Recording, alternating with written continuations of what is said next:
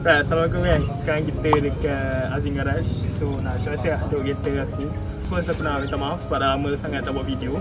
Last time yang aku dah buat, aku dah turun enjin. Lepas tu aku dah leraikan. So sekarang ni tinggal nak pasang balik enjin tu. Barang-barang performance semua tu, piston dengan rod aku dah hantar pergi buat. Untuk update kali ni kita nak tunjuk Azim cat enjin bay, okay?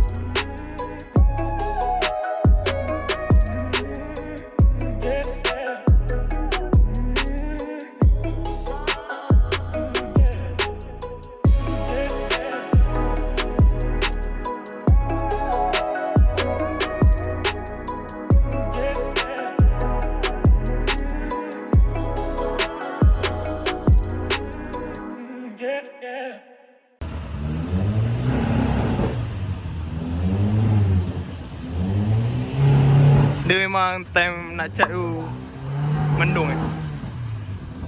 It was at this moment that he knew he fucked up.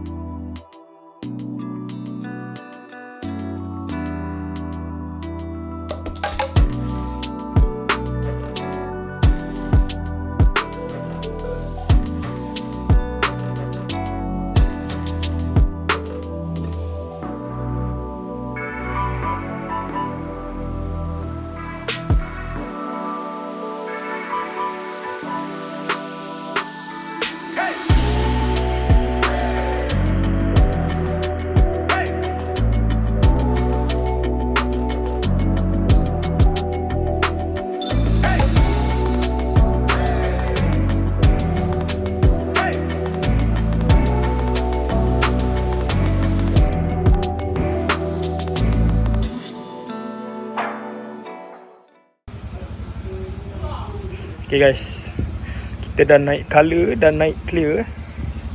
Kalau aku pilih nado grey. Uish, tengok meleleh geng. Dia punya color. Nak puas hati lah.